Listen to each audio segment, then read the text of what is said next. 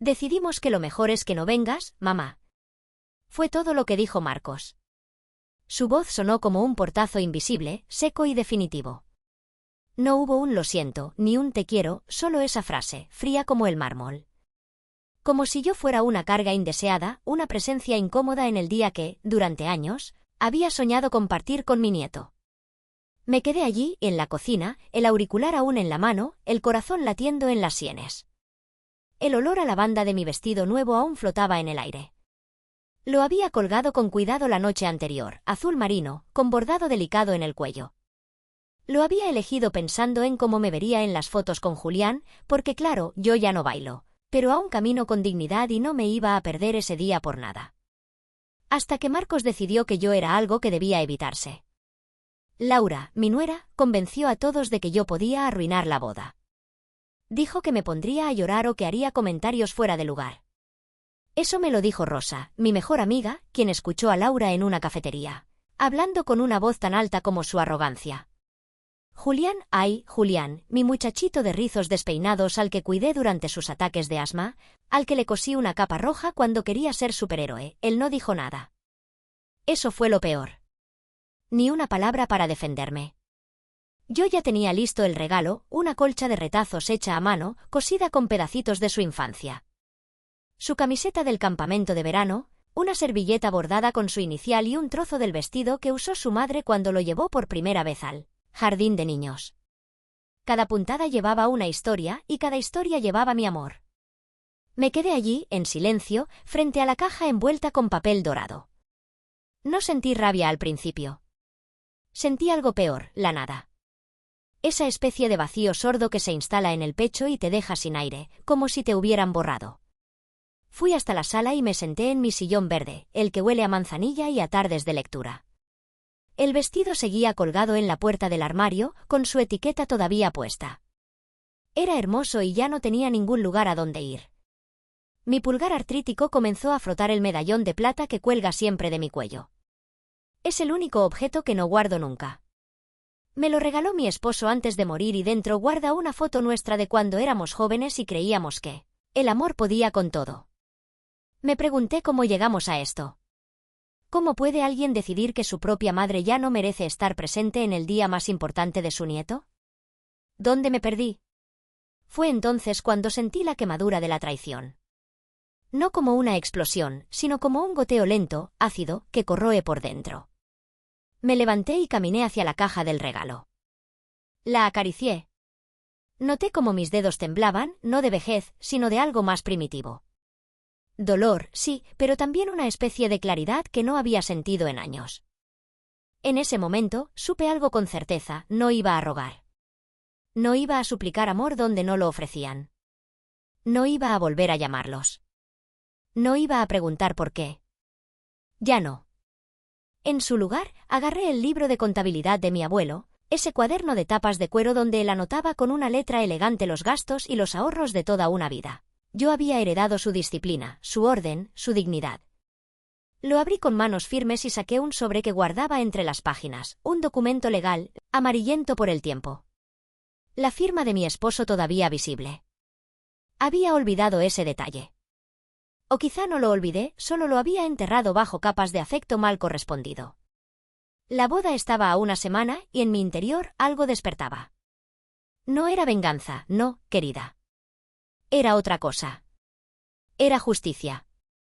Porque ese fondo familiar que mi esposo y yo establecimos para Julián no se activaba automáticamente. No se activaba solo con mi firma, y solo si estaba presente en la boda. Y esta vez no iba a firmar con los ojos cerrados.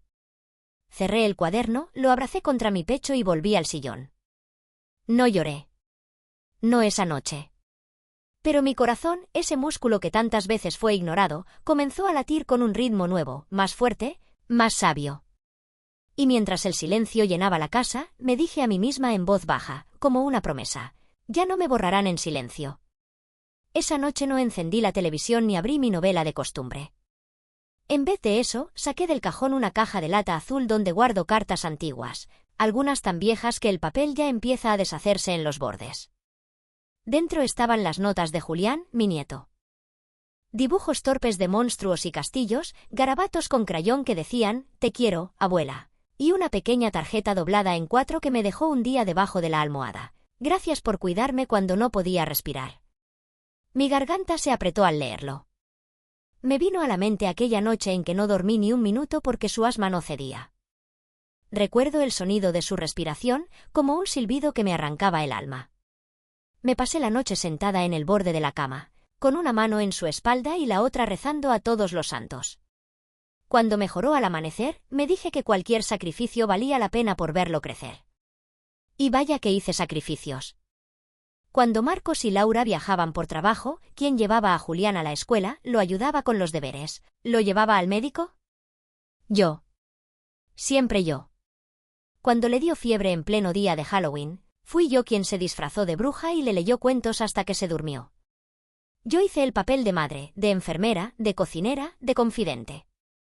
Y ahora me dejaban fuera de su boda como si fuera una vecina indiscreta. Miré la colcha que había cosido con tanto esmero. Ahí estaban los jirones de mi vida, convertidos en un regalo que nunca sería entregado. Acaricié uno de los cuadrados, un pedazo de su camiseta del equipo de natación. Todavía olía a cloro, aunque tal vez era mi imaginación. ¿Cómo se llega a eso? ¿Cómo se convierte una madre en un adorno incómodo? Me puse de pie y fui hasta la cocina. Preparé una taza de manzanilla, el agua hirviendo liberó un vapor cálido con olor a calma, pero mis manos seguían frías. Mis dedos giraron el anillo de bodas que aún llevaba, como tantas veces lo hacía cuando necesitaba fuerza. No por nostalgia, sino por lo que ese anillo representa, compromiso, paciencia, amor verdadero. Y también promesas rotas. Julián, mi muchacho querido, había crecido en una casa que yo ayudé a sostener mientras sus padres construían imperios de cartón. Marcos y Laura, siempre preocupados por las apariencias, por el que dirán. Yo era útil mientras mantenía la boca cerrada y las manos ocupadas, pero ahora era un problema. Y lo peor es que yo había dejado que se acostumbraran. Callé cada desprecio, cada desplante. Dejé que me interrumpieran, que minimizaran mi presencia, que olvidaran mi cumpleaños más de una vez sin decir nada. Por no causar molestias, por mantener la paz. Por amor, me decía. Pero, querida, hay amores que matan de a poco, que te van desapareciendo como una foto vieja al sol. Esa noche, al apagar la luz, me detuve frente al espejo del pasillo. Me miré con atención. Ahí estaba yo, arrugas marcadas, cabello canoso recogido con mi pinza de siempre. Pero también estaban mis ojos, firmes, claros. Cansados, sí, pero no vencidos. No me borrarán en silencio, dije en voz alta, tan fuerte que hasta la lámpara pareció escucharme. Rosa me había dicho muchas veces, Elena, tú tienes más fuerza de la que crees. Y ahora, por fin, empezaba a entender a qué se refería. No era cuestión de gritar ni de exigir. No era de golpear puertas. Era otra cosa. Era saber quién soy y que no voy a tolerar más. Antes de irme a dormir, tomé el libro de contabilidad del abuelo. Lo puse sobre mi mesa de noche. Ese cuaderno, lleno de números y nombres, había sido la brújula financiera de nuestra familia durante décadas, y ahora también sería mi recordatorio. Porque no estoy sola. Porque lo di todo. Y porque todavía tengo algo que ellos no saben. Y esta historia apenas está comenzando. A la mañana siguiente, el sol apenas asomaba por las cortinas cuando desperté. No por costumbre, sino por una inquietud que me palpitaba en el pecho.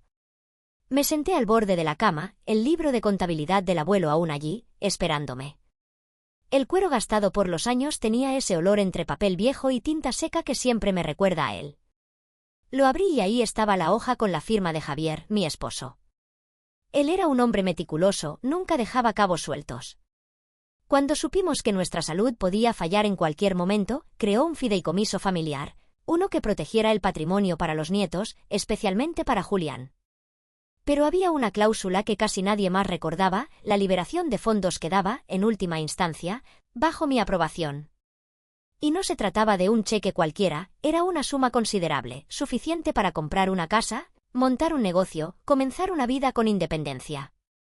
Javier lo había pensado como un regalo para Julián al casarse, pero también había dejado una nota escrita a mano, solo si Elena está presente y lo aprueba.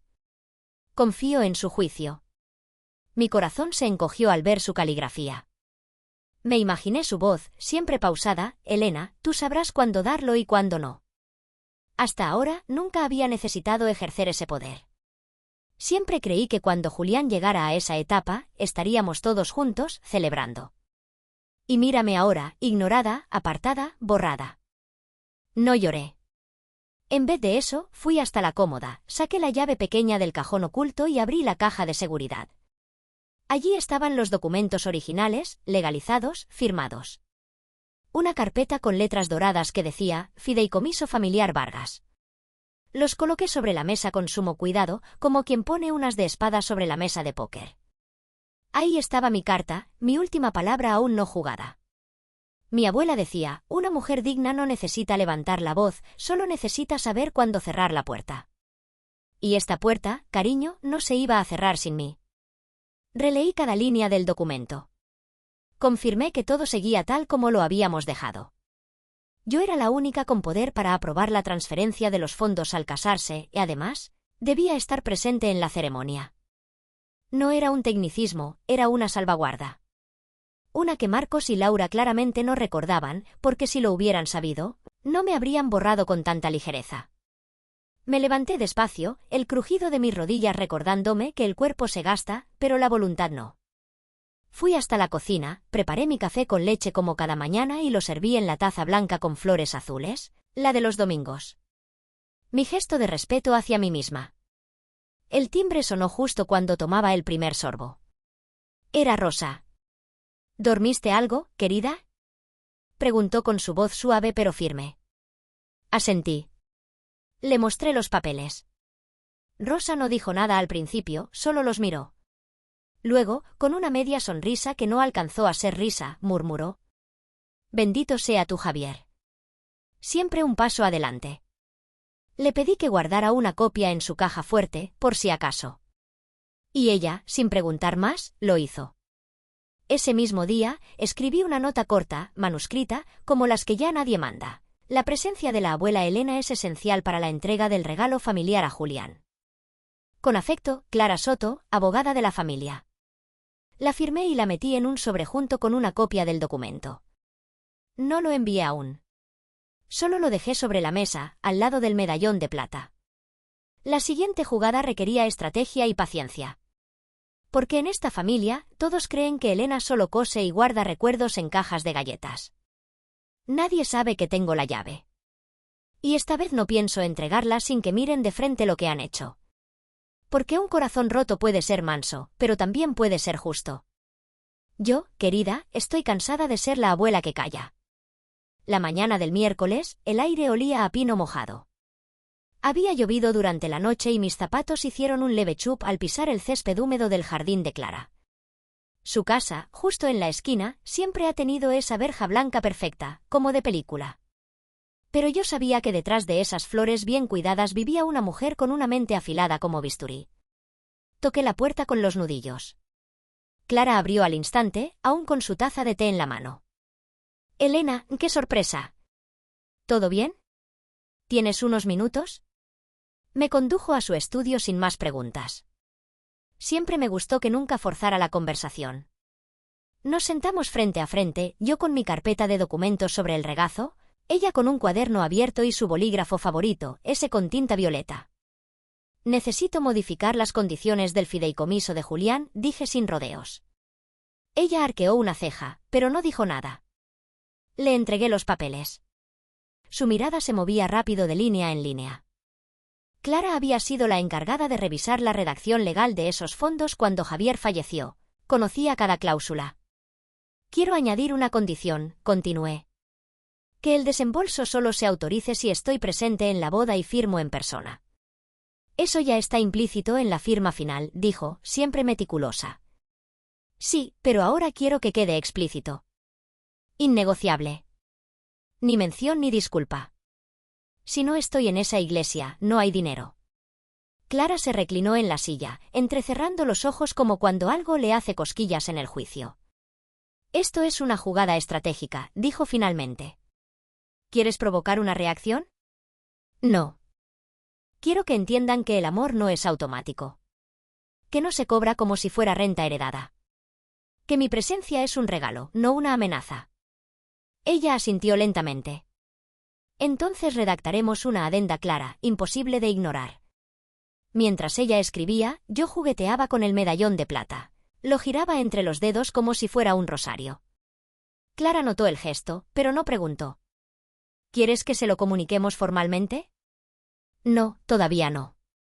Que se enteren cuando intenten mover las piezas. Firmamos los nuevos documentos en silencio. Me entregó una copia con un sello fresco y legal y la guardé en el bolsillo interior de mi abrigo, junto a una galleta de avena que había olvidado en la última caminata.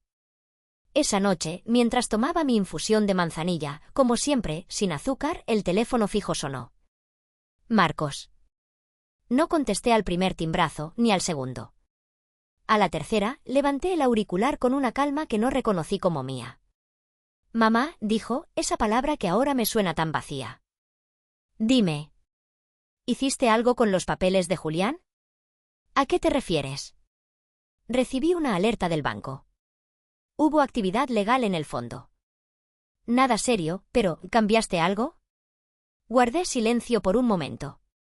Solo lo actualicé para estar segura de que se usará correctamente. ¿Qué significa eso? ¿Que estaré presente o no habrá transferencia? Pude oír cómo su respiración se agitaba al otro lado de la línea. Me imaginé su ceño fruncido, caminando de un lado a otro del salón con Laura lanzándole miradas cargadas de juicio.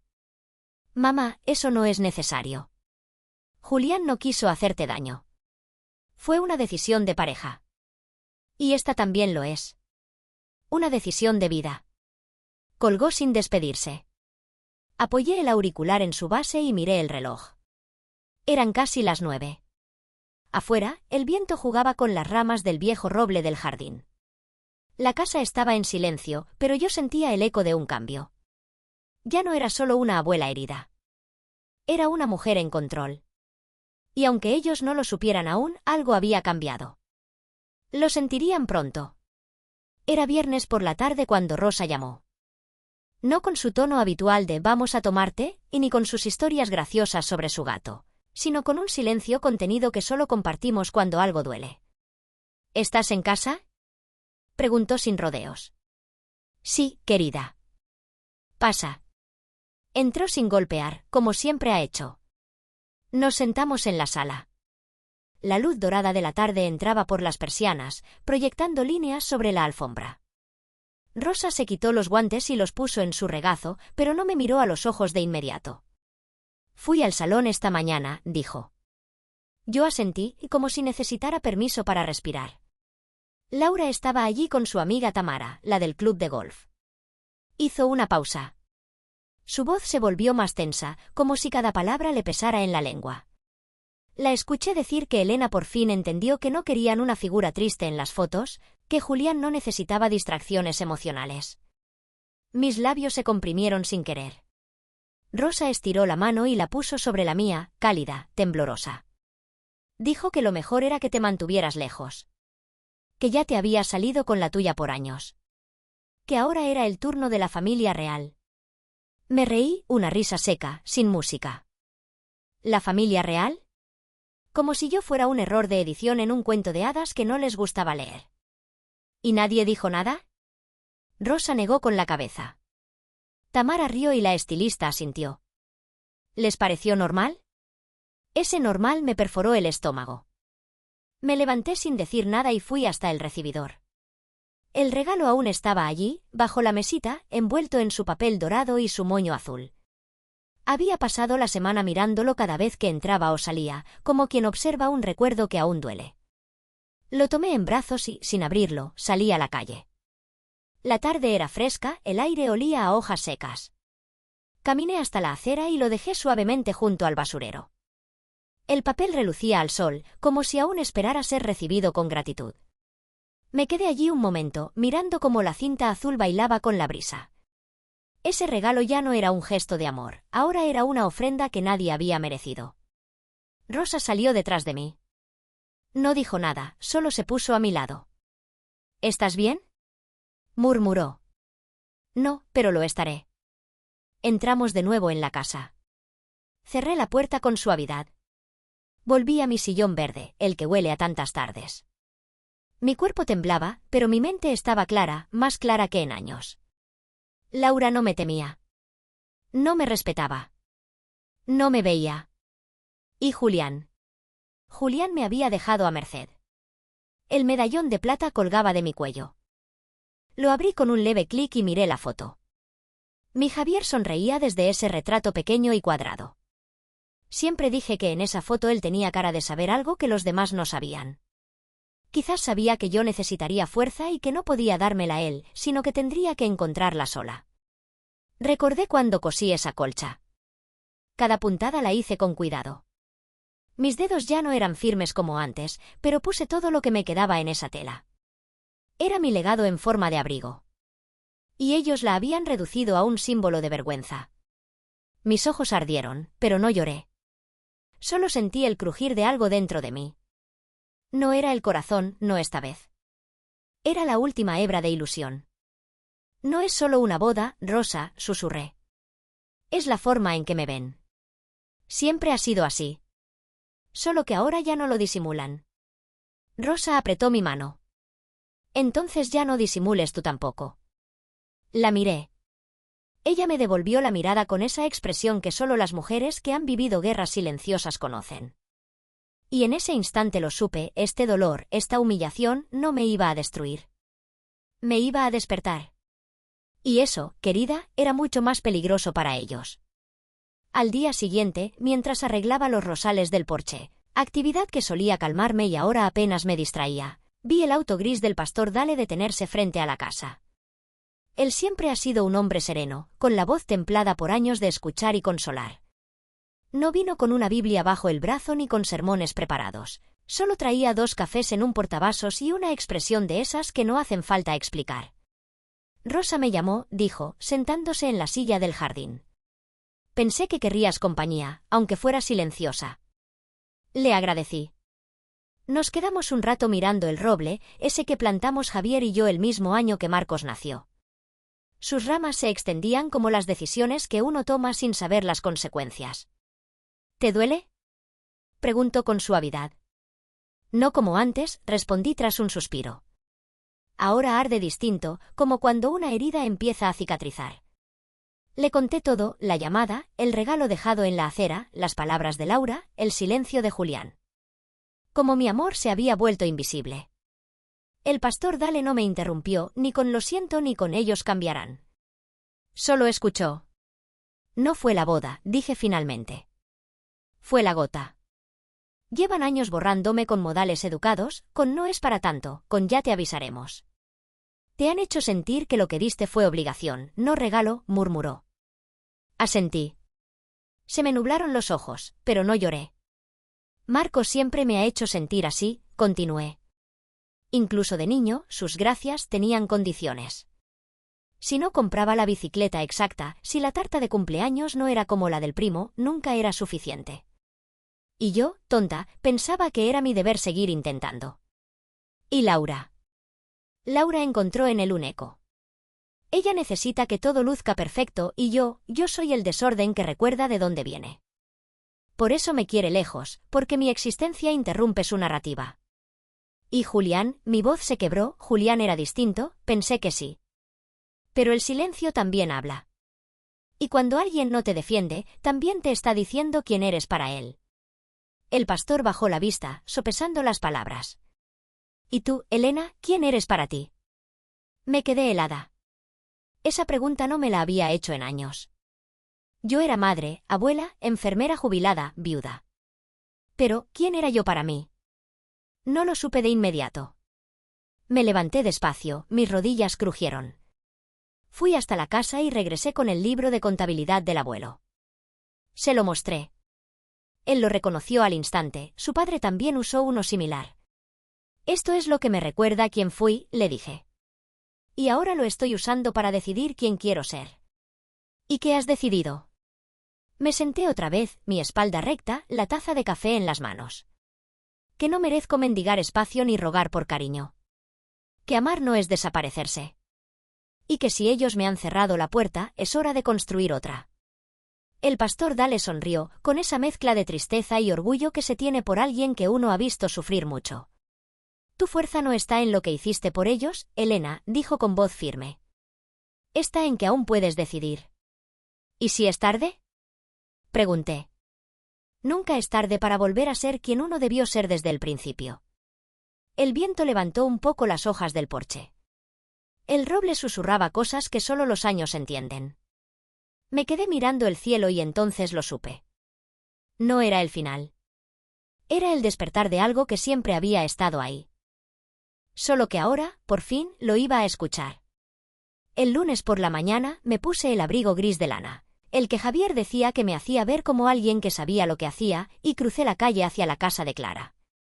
El cielo estaba cubierto, pero no gris, tenía ese tono blanco que anuncia decisiones importantes. Clara me recibió en su estudio con una taza de té de jazmín y su habitual libreta de notas. Esta vez no hubo charlas ligeras ni actualizaciones del vecindario, solo un breve lista. Saqué del bolsillo un sobre con mis anotaciones a mano, pequeñas, concisas, sin sentimentalismos. Quiero reescribir mi testamento. Clara levantó la vista, no sorprendida, sino con esa gravedad profesional que uno agradece cuando el asunto es serio. Marcos y Laura quedan fuera, completamente. Sin propiedades, sin cuentas, sin objetos personales. Solo una carta, si me da por escribirla. Y Julián, respiré hondo, el fondo de fideicomiso queda tal como está, condicionado. Pero del resto, si quiere algo más, tendrá que ganárselo y demostrar que lo merece. Clara anotaba sin levantar la vista. ¿A quién designas como beneficiario principal? Quiero que la casa sea dividida entre una fundación de ayuda a mujeres mayores sin familia y el refugio juvenil local. Javier habría estado de acuerdo. Ella asintió. No dijo es una buena idea. No dijo está segura. Solo entendió. Y eso me bastó. Le pedí además que añadiera una cláusula. Si en algún momento se intentaba impugnar el testamento por parte de los herederos desheredados, todo iría a caridad, sin excepciones. Esa tarde, al regresar a casa, caminé hasta el armario donde guardo los álbumes de fotos, uno por cada año desde que me casé. Fui al del año en que Julián nació. Las primeras páginas eran de él, acunado en mis brazos, con el gorrito que le tejí en un vuelo de hospital a hospital. Lo toqué con los dedos. Sentí ternura, sí, pero no debilidad. La ternura también puede ser firme. Guardé el álbum. Luego subí al altillo y saqué la caja de cartón que contenía algunas de las pocas joyas de valor que quedaban. Las llevé a una joyería del centro. Vendí todo. No por despecho, sino por intención. Ese dinero iría directo al refugio. Esa noche, sentada en la cocina con mi manzanilla y el medallón de plata entre los dedos, me sentí por primera vez en semana segura. No feliz, no aún, pero a salvo de su manipulación. Había un nudo que se había soltado en mi interior, como cuando uno deja de esperar llamadas, como cuando ya no se vive para disculparse. Porque a veces, querida, la justicia no necesita gritos ni escándalos, solo una firma y la dignidad intacta. 3 días después, estaba en la cocina cortando manzanas para hacer mi tarta favorita, la de canela que Javier decía que curaba cualquier mal día, cuando oí golpes en la puerta. No timbre, golpes. Me sequé las manos, abrí y allí estaba Marcos. Sin avisar, sin flores, sin remordimiento en el rostro, solo prisa. ¿Podemos hablar? No le respondí. Me hice a un lado. Pasó directo a la sala como si aún viviera allí. Mamá, ¿por qué hiciste eso? ¿Qué cosa? El testamento. Clara me llamó. ¿Qué significa esto? Tomé aire. Significa que estoy haciendo las cosas con intención, no por costumbre. Marcos se pasó las manos por el cabello, frustrado. ¿Cómo pudiste? Laura y yo somos tu familia. ¿Lo somos? Mi voz no tembló. Antes de que pudiera responder, la puerta volvió a sonar. Esta vez era Julián. Mi corazón dio un pequeño brinco al verlo. Se veía incómodo, como si estuviera atrapado entre el deber y la conveniencia. Abuela, ¿podemos hablar a solas? Puedes decir lo que tengas que decir aquí. Julián tragó saliva. Tenía los ojos ligeramente rojos, como si no hubiera dormido bien. Yo no quería excluirte. Fue todo tan confuso. Laura estaba preocupada por las emociones.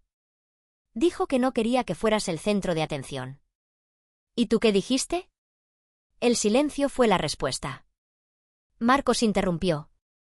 Esto es un malentendido, mamá. Claro que te queremos. Solo pensamos que sería más sencillo así. ¿Sencillo para quién? Me acerqué a la tetera, serví 3 tazas de manzanilla, las coloqué sobre la mesa. Ninguno la tocó. Me borraron de un día para otro. De la boda, del retrato familiar, del respeto. Y ahora que se han dado cuenta de que no soy una figura decorativa, regresan con excusas. Julián intentó sonreír. Pero tú siempre has sido la roca de esta familia. Y las rocas también se erosionan, le dije suavemente. Laura apareció en el umbral sin previo aviso, con su cartera colgada del brazo y ese gesto tenso que solía usar cuando hablaba con camareros o empleados del supermercado. Elena, dijo, como si ensayara. Esto se ha salido de proporción. Todos estamos dolidos, pero no hay que tomar decisiones apresuradas. Aún estás a tiempo de corregir el testamento. ¿Y por qué querría hacerlo? Porque no es justo. Julián te ama. ¿Y tú, Laura? Parpadeó. No tenía respuesta. Nunca la tuvo. Yo soy parte de esta familia. ¿Y eso te da derecho a decidir quién queda fuera? Laura abrió la boca, pero Marcos la interrumpió. Vamos, mamá. No hagas esto por orgullo. Me senté con calma en mi sillón verde. Acaricié la taza caliente, la dejé sobre la mesa. No es orgullo, Marcos. Es claridad. Los miré a los 3, uno avergonzado, otra incómoda, el tercero impaciente. Los he amado toda mi vida. Pero ahora, por primera vez, me estoy amando a mí. Se hizo el silencio. Ni una palabra, ni un suspiro. No me deben nada, añadí. Y yo ya no me debo el seguir tolerando este teatro. Me levanté, fui hacia la puerta y la abrí con firmeza. Ahora, si me disculpan, tengo una tarta en el horno. Laura soltó un bufido. Julián se quedó parado, inseguro. Marcos caminó con pesadez, sin mirar atrás. Cuando cerré la puerta, el aroma de la canela me recibió como un abrazo. No lloré. No me temblaron las manos. Porque esta vez yo decidí. Y no volveré a ser una figura que se mueve solo cuando le dicen. 2 días después de aquella visita incómoda, recibí una llamada inesperada. Abuela, soy Julián. ¿Puedo pasar? Su voz no era arrogante ni evasiva, era suave, casi infantil.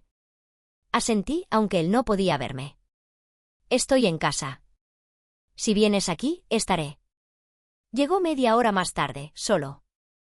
Sin Laura, sin Marcos. Traía un sobre marrón y una caja polvorienta. Yo estaba en el jardín trasero, recortando las hortensias secas, cuando lo vi. Mis manos siguieron moviéndose, como si temiera que detenerme fuera una señal de debilidad. Encontré esto, dijo, levantando la caja. En el altillo de papá. No sabía que lo tenías tú. Nos sentamos en el banco bajo el manzano. El aire olía a tierra húmeda y a hojas nuevas. Abrió la caja. Dentro había álbumes, dibujos infantiles, cartas arrugadas. Me las tendió una por una, sin palabras. Eran mis cartas, esas que le escribí cuando se fue a la universidad. Notas con billetes escondidos, instrucciones sobre cómo hacer sopa cuando estuviera enfermo, pequeños consejos. No olvides descansar los domingos, el alma también necesita tregua. Julián hojeó los papeles con una mezcla de ternura y desconcierto. Papá nunca mencionó esto. No hacía falta, respondí. Yo no escribía para él. Sacó otra carta, una factura del hospital a mi nombre. El total, más de 6,000 euros.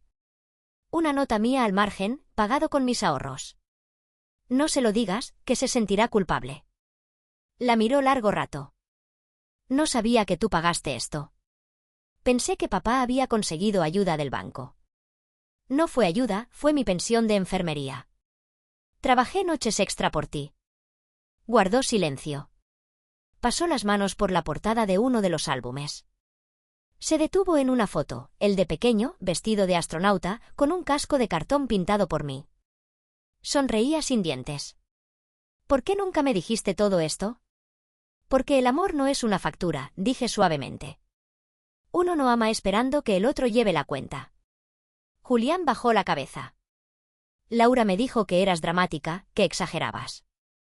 Que no querías dejar ir el control. ¿Y tú lo creíste? No fue una acusación, fue una pregunta honesta. Él tardó en responder.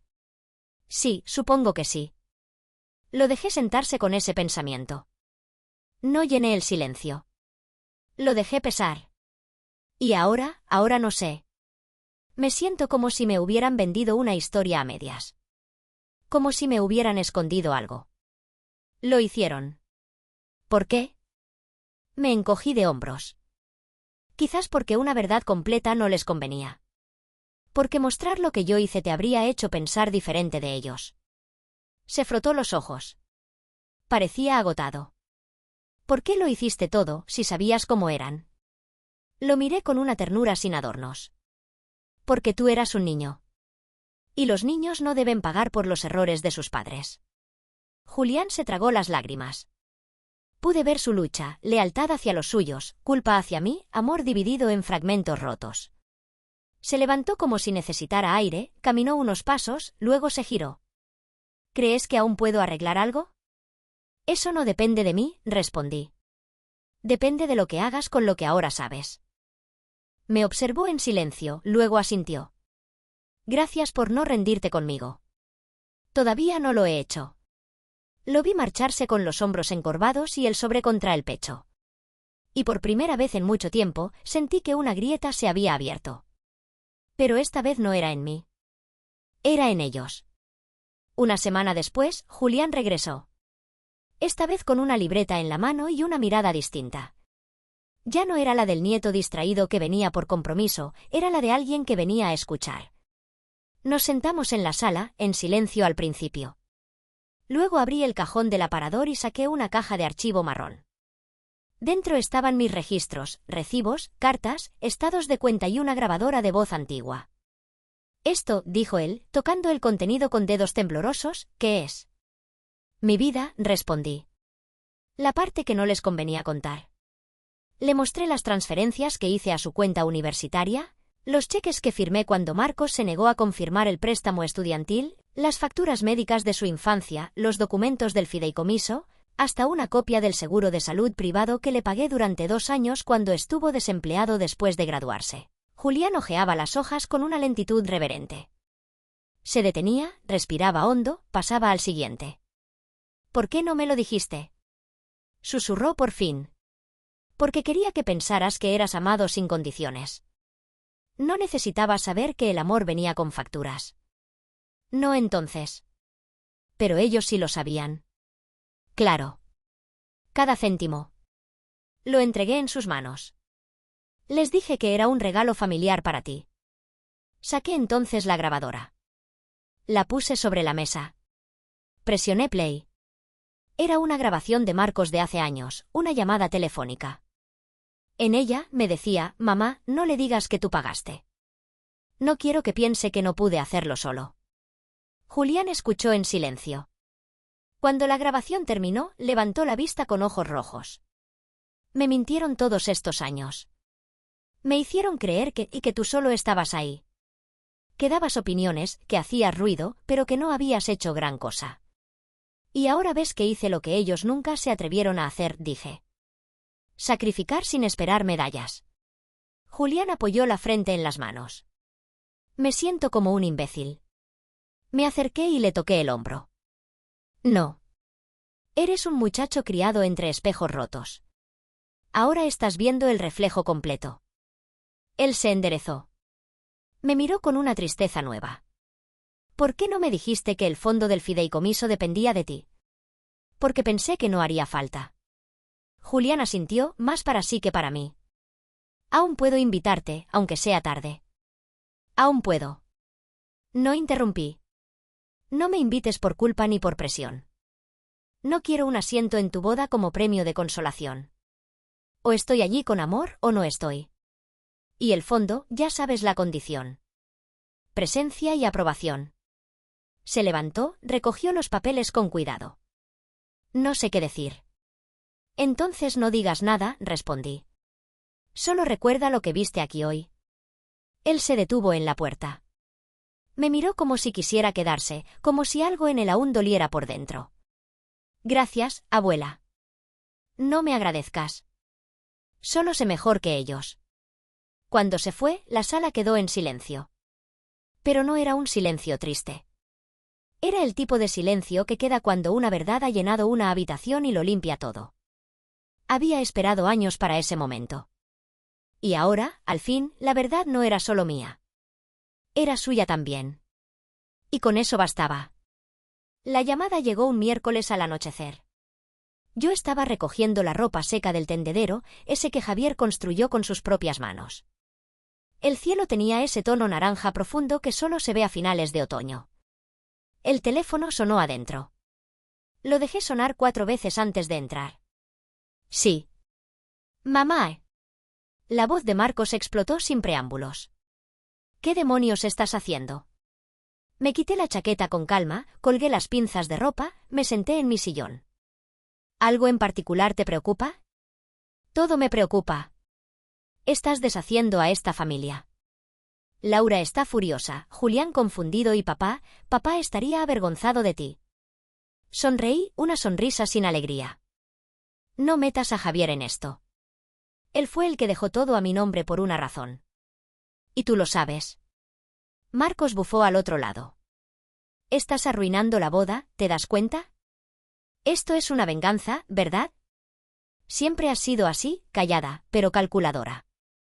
Calculadora, quizás, porque aprendí que una madre que no calcula se queda vacía.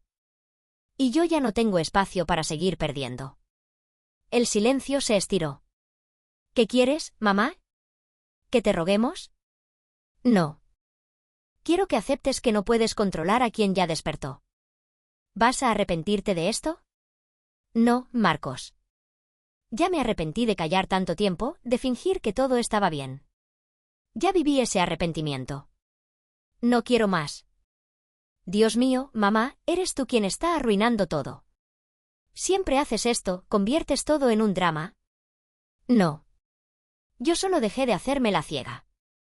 Silencio otra vez. Esta vez más denso, más cortante.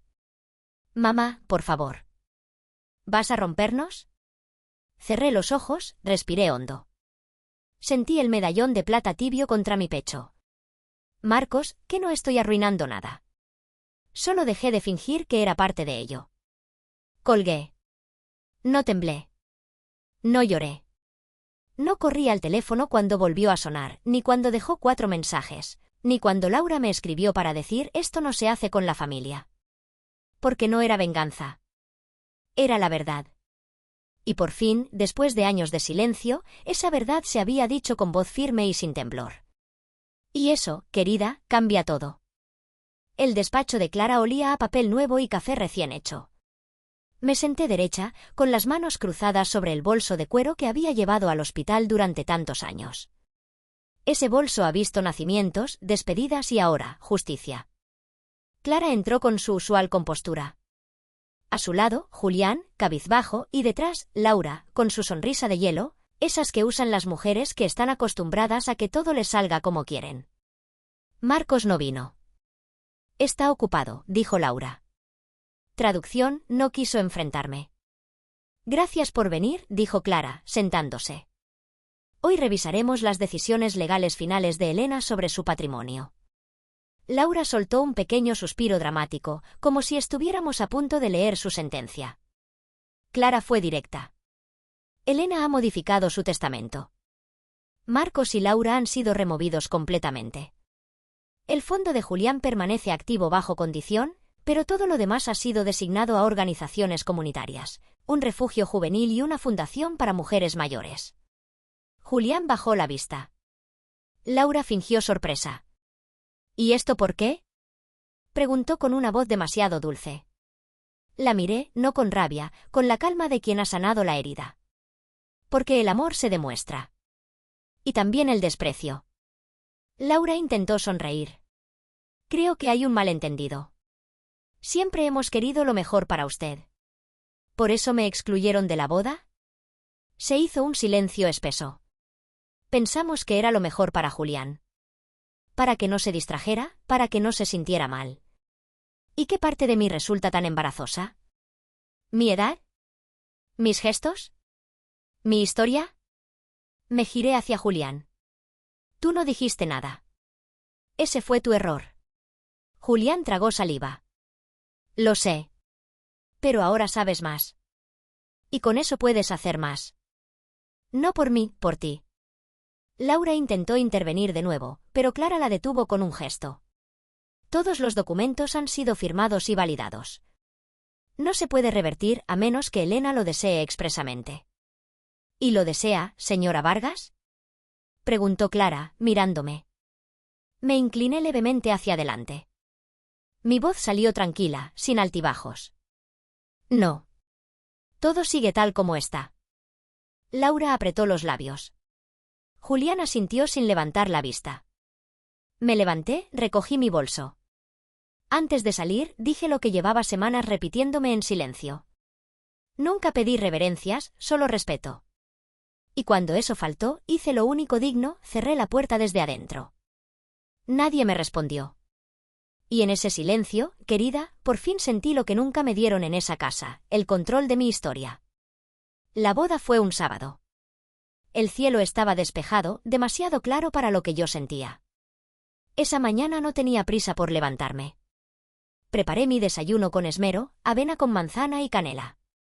Serví el té en mi taza favorita, la que tiene una pequeña grieta cerca del asa que nunca quise reparar. Encendí la radio. Canciones antiguas llenaron la cocina y por primera vez, no pensé en qué me pondría ni en si el vestido azul seguía planchado. ¿Por qué no iba? ¿Por qué no me invitaron? Ni un sobre, ni una llamada de cortesía. Nada. A media mañana, el cartero dejó un sobrecertificado. Venía del banco. Dentro, una copia formal del fideicomiso. Los fondos permanecerán retenidos hasta el fallecimiento de la beneficiaria principal, a menos que la misma apruebe expresamente su liberación previa y esté presente en el evento estipulado. Sonreí sin alegría. Eso era todo. A las 11:15 de la mañana, el teléfono sonó. Era Julián. Abuela, su voz sonaba como papel arrugado. Sí. Acabo de recibir el aviso del fideicomiso. Yo no sabía que esto era así. Nadie me lo dijo. Laura, mi padre. Lo sé. Silencio. Pude oír su respiración agitada. No lo hice por el dinero, te lo juro. No sabía. Pero tampoco preguntaste. Quiero enmendarlo. Quiero que vengas. Aún estás a tiempo. No, cariño, no estoy. Por favor. Es mi boda. Es importante. Y tú eres importante para mí. Respiré hondo. Apoyé la taza sobre la mesa. Julián, si yo soy importante para ti, lo sabrás mañana, pasado, el año que viene. No hoy. No así. Entonces, ¿no vas a liberar el fondo? No hoy. No mientras esto duela. Él no insistió. Solo lloró. Y yo no fui cruel. No levanté la voz, no colgué con frialdad. Solo dije lo que llevaba tiempo sintiendo. Sanar no ocurre de inmediato. Y lo tuyo no es remordimiento, es urgencia. Pero, ¿puedo verte luego? Quizás. Cuando la paz sea real y no negociada. Colgué. Miré por la ventana. Afuera, los pájaros volaban sin ceremonias ni anillos. En otro punto de la ciudad, sonaban campanas, se brindaba con champán y tal vez alguien se preguntaba dónde estaba la abuela. Estaba en casa. Con dignidad. Con claridad. Sin lágrimas. Porque el mayor regalo que podía darme ese día era no correr hacia una puerta que ellos mismos cerraron. Y por primera, querida, su fiesta no fue la mía. Y eso fue suficiente. Cerraron y por primera vez, querida, su fiesta no fue la mía y estuvo.